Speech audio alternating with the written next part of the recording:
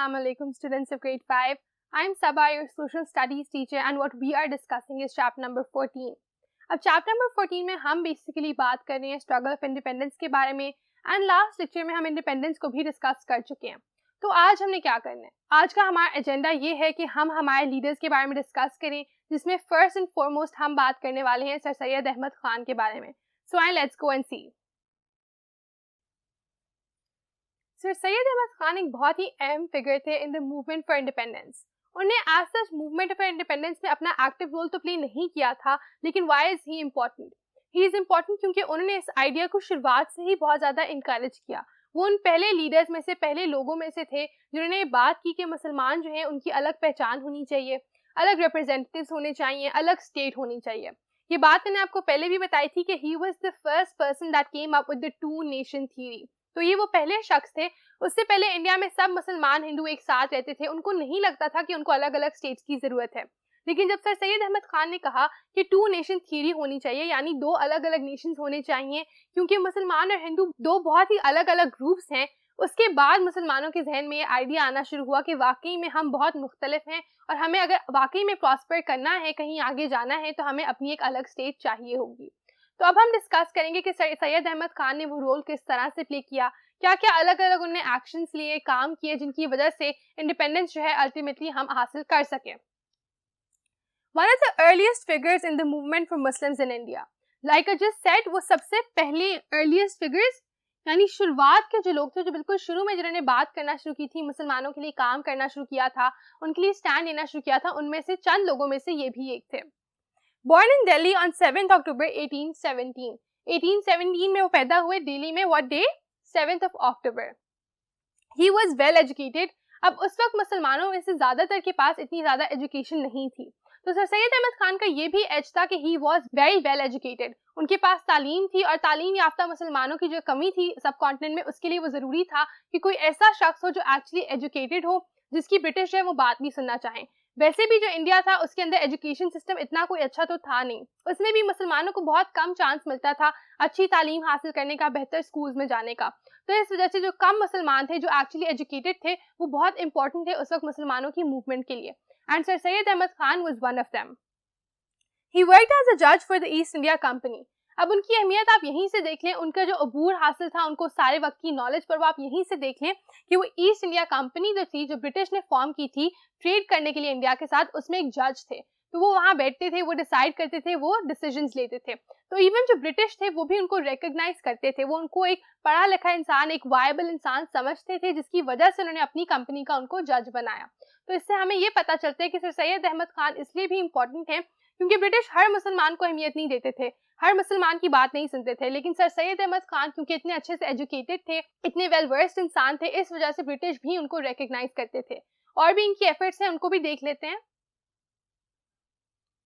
What else did he do? और क्या क्या कॉन्ट्रीब्यूशंस थी उनकी मुसलमानों को बेहतर पोजीशन पर लेकर आने के लिए? He worked towards building a better understanding between the British and the Muslims. तो उन्होंने एक बहुत इंपॉर्टेंट काम जो किया था, वो चाहते थे कि जो ब्रिटिश हैं और मुसलमान हैं वो एक दूसरे को जानें और समझें. क्योंकि ऑब्वियसली मुसलमान जो हैं वो उर्दू या हिंदी में बात करते थे, उनको इंग्लिश नहीं आती थी. ब्रिटिश जो थे उनको लगता था कि इन लोगों के पास तो एजुकेशन ही नहीं है, इनसे तो कोई बात ही नहीं हो सकती, तो वो एक दूसरे के बारे में ज़्यादा जानते भी नहीं थे. जो बहुत चंद लोग उनसे रिप्रेजेंट करते थे, उनके से बात करते थे मुसलमानों के बारे में, ब्रिटिश को सिर्फ वही पता था. एंड सिमिलरली मुसलमानों को भी कोई इतने अच्छे तरीके से उनकी अंडरस्टैंडिंग नहीं थी. तो क्योंकि सर सैयद अहमद खान जो थे वो एजुकेटेड थे और वो चाहते थे कि ये दोनों ग्रुप्स जो हैं एक दूसरे को समझें, अंडरस्टैंड करें, तो वो बहुत ज़्यादा कोशिश करते थे इन दोनों के आपस में नज़रिए एक्सचेंज करने में, यानी मुसलमानों की बात ब्रिटिश को बताने और ब्रिटिश की बात मुसलमानों को समझाने की. आगे देखें. He supported Muslims after the War of 1857.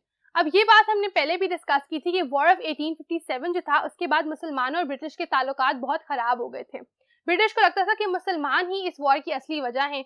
उन्होंने बहादुर शाह जफर को भी मुल्क से बाहर एग्जाइल कर दिया, और उन्होंने इस तरह के काफ़ी एक्शंस लिए जिससे मुसलमानों को लगा कि ब्रिटिश उनको बिल्कुल भी पसंद नहीं करते. इस पूरी सिचुएशन में फिर सर सैयद अहमद खान ने सोचा कि मुझे कोई एक्शन लेना चाहिए जिससे मुसलमानों की पोजीशन जो है वो बेहतर हो सके. तो उन्होंने क्या किया?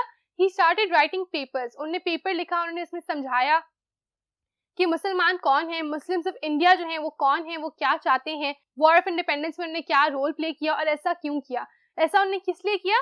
انہوں نے اس لیے کیا تاکہ برٹش کو سمجھ آ سکے کہ ایکچولی مسلمان چاہتے کیا ہیں, وہ کہنا کیا چاہ رہے ہیں, ان کی ضروریات کیا ہیں, اور اس سے پھر واقعی برٹش اور مسلمانوں کے تعلقات جو ہیں وہ بہتر ہوئے. He wrote many articles in papers because he wanted the Muslims and British to know each other better. Again, انہوں نے کئی آرٹیکلز اور کئی پیپرز لکھے جس سے وہ کیا چاہتے تھے, وہ یہی چاہتے تھے کہ برٹش اور مسلمان جو ہیں ایک دوسرے کو بہتر طریقے سے جان سکیں تاکہ ان کے درمیان کے جو اختلافات ہیں وہ کچھ حد تک کم ہو سکیں. He was very concerned about the education of Muslims. وہ مسلمانوں کی ایجوکیشن کے لیے بہت زیادہ کنسرن تھے. ان کا یہ ماننا تھا کہ باقی سب مسائل بعد میں آتے ہیں. ہندو مسلمانوں کو کس طرح ٹریٹ کرتے ہیں, برٹش مسلمانوں کو کس طرح ٹریٹ کرتے ہیں, یہ بعد کی باتیں ہیں. پہلی بات یہ کہ مسلمان خود کس لیول پہ ہیں, کیا وہ واقعی تعلیم یافتہ ہیں, کیا وہ واقعی اس قابل ہیں کہ خود اپنے لیے ڈیسیژنز لے سکیں, فیصلے کر سکیں. وہ اس بات پر بہت زیادہ فوکس کرتے تھے کہ مسلمانوں کے لیے کسی بھی سٹیج پہ پہنچنے کے لیے تعلیم بہت ضروری ہے, اور وہ کہتے تھے کہ مسلمانوں کو سب سے زیادہ فوکس اسی چیز پہ کرنا چاہیے کہ وہ بہتر تعلیم حاصل کریں. ایک دفعہ جب وہ بہتر تعلیم حاصل کر لیں گے, اچھی پوزیشن پر پہنچ جائیں گے, پھر وہ اپنے حقوق کے لیے بات بھی کر سکیں گے. آگے دیکھیں. In 1875 he established the MAO College. MAO College is short for Mohammedan Anglo-Oriental College. اس کے بارے میں بھی ہم نے بات کی تھی کہ وہ انہوں نے کیوں فارم کیا تھا, تاکہ مسلمانوں کو ایک ایسی جگہ مل سکے جہاں سے وہ اچھی ایجوکیشن جو ہے وہ حاصل کر سکیں. بیکاز مسلمانوں کو اس طرح سے پوزیشنز نہیں ملتی تھیں, پلیسز نہیں ملتی تھیں اچھی تعلیم کے لیے, تو انہوں نے خود ایک کالج فارم کیا جہاں پر مسلمان جو ہیں وہ ہائر ایجوکیشن حاصل کر سکیں. اس کو فردر بھی انڈرسٹینڈ کرتے ہیں. تو جب انہوں نے Mohammedan Anglo oriental college form کر لیا, اس کے بعد it later became the علی گڑھ یونیورسٹی. یہی کالج ایونچولی علی گڑھ یونیورسٹی بن گیا, اور علی گڑھ یونیورسٹی تھی وہ بہت ہی امپورٹنٹ ہب تھا. کس لیے؟ کیونکہ بہت سارے مسلمان لیڈر جو ہیں وہ پھر اس یونیورسٹی سے پڑھ کر آئے تھے. The علی گڑھ movement started here. Many Muslim leaders studied from here. تو علی گڑھ یونیورسٹی کی اہمیت یہ ہے کہ علی گڑھ موومنٹ جو تھی, جو انڈیپینڈنس کے لیے بڑی امپورٹنٹ تھی, وہ بھی یہیں پر شروع ہوئی. اور کئی لیڈرز جو تھے بعد میں ہماری آل انڈیا مسلم لیگ کے لیڈرز, جنرلی مسلمانوں کی انڈیپینڈنس کے موومنٹ کے جو لیڈرز تھے وہ اس یونیورسٹی سے پڑھے ہوئے تھے, تعلیم حاصل کی تھی, اور وہ کافی زیادہ ویل انفارم ہو گئے تھے. اس وجہ سے بعد میں وہ جا کر اتنے بڑے لیڈرز بنے, نمائندے بنے مسلمانوں کے لیے in the long run. His hard work got him knighted by the British in 1888. تو ان کی جو محنت تھی, جو مسلمانوں کے لیے انہوں نے ایفرٹ پٹ ان کی سر سید احمد خان نے, اس کی وجہ سے ان کو برٹش نے نائٹ کیا in 1888.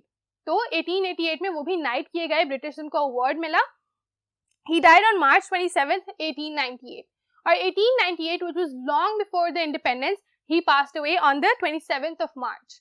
تو اب اس پورے کرکس, پورے ڈسکشن کا جو مین پوائنٹ ہے وہ کیا ہے, وہ یہ ہے کہ سر سید احمد خان although پاکستان فارم ہونے سے بہت پہلے وفات پا چکے تھے, لیکن پھر بھی پاکستان کو فارم کرنے میں ان کا بہت بڑا ہاتھ تھا. انہوں نے بہت زیادہ کنٹریبیوٹ کیا تھا الگ الگ لیولز پہ. بے شک وہ 1857 کی وار کے بعد تھا, بے شک وہ ویسے ہی مسلمانوں کے نظریات جو ہیں برٹش تک پیش کرنے کے لیے تھا, اور even though it was in the form of the two nation theory, یا پھر جب انہوں نے ایکچولی علی گڑھ یونیورسٹی اور MAO کالج کو فارم کیا, ان سب چیزوں سے انہوں نے مسلمانوں کو وہ جگہ دی, وہ پلیٹ فارم دیا کہ مسلمان جو ہیں اپنی بات آگے پہنچا سکیں اور اپنے آپ کو اچھے طریقے سے ریپرزینٹ کر سکیں. اگر سر سید احمد خان کی ایفرٹس نہ ہوتی تو بہت زیادہ چانسز ہیں کہ پاکستان کبھی بھی فارم نہ ہوتا.